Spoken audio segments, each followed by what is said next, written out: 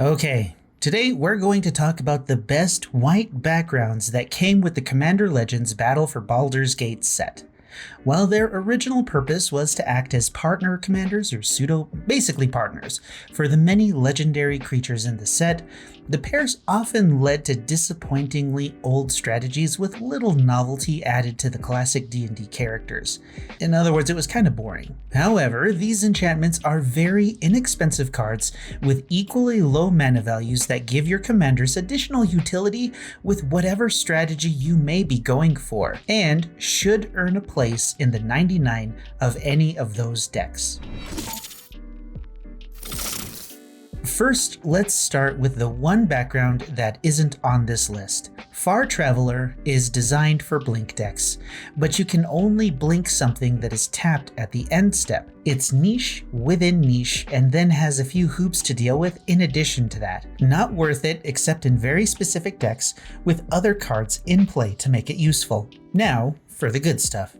Flaming Fist costs 2 and a white and says commander creatures you own have whenever this creature attacks, it gains double strike until end of turn. Now, while there are plenty of ways to give white commanders double strike through auras and equipment, when your commander is inevitably removed, you'll be paying the commander tax and re-equipping the equipment, or in the case of auras, you're just going to lose it altogether. This stays on the field after a creature board wipe and is in effect when your commander attacks again. This cheap reliability is worth the card slot when you want to attack with your commander. There are plenty of commanders in white that will benefit from double strike.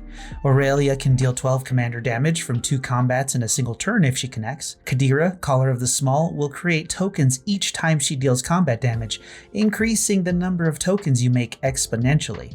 Celestine, the Living Saint, would gain 6 life from a combat, making it possible to grab practically any creature from the graveyard at the end step. There are many commanders that can benefit from this effect, and your opponents will need to remove it separately from your commander in order to deal with it.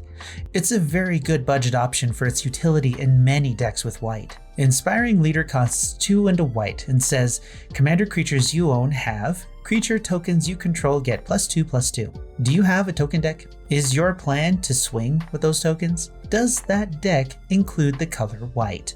There are a lot of cards in white that'll buff your creature tokens, and Inspiring Leader should find a place among them or replace one of them entirely. Phantom General costs 4 in total.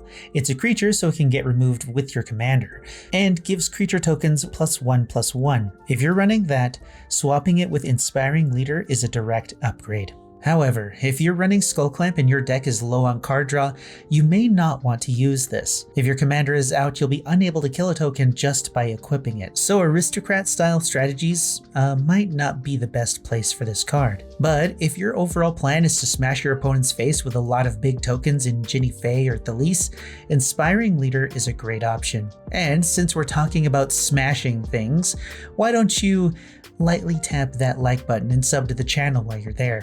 I'd really appreciate it, especially since only about 6% of viewers are actually subbed to the channel right now. Thanks. Noble Heritage costs 1 and a white and says, commander creatures you own have, when this creature enters the battlefield and at the beginning of your upkeep, each player may put 2 1/1 counters on a creature they control.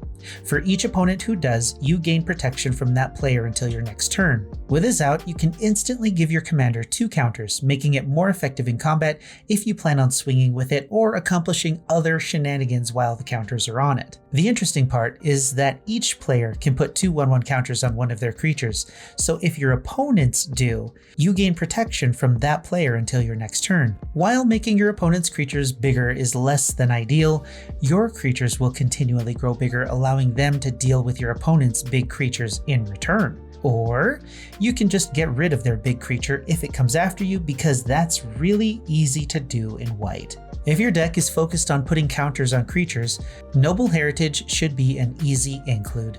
Veteran Soldier costs 1 and a white and says commander creatures you own have.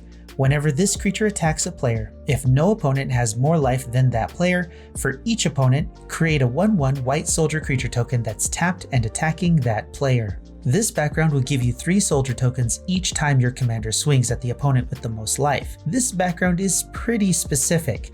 Your commander will need to be able to swing easily at your opponents in order to generate the tokens. Brina, the Demagogue, is probably the best commander to use with this background in the deck. Brina says whenever a player attacks one of your opponents, if that opponent has more life than another of your opponents, that attacking player draws a card and you put 2 1/1 counters on a creature you control. It's almost word for word the same trigger for both effects, and you can put the counters on one of the soldier tokens you created if you stack the triggers properly, making one of them a 3/3. Marneus Calgar can swing pretty easily as a 3/5 double striker, and when you make the tokens, you can draw a card.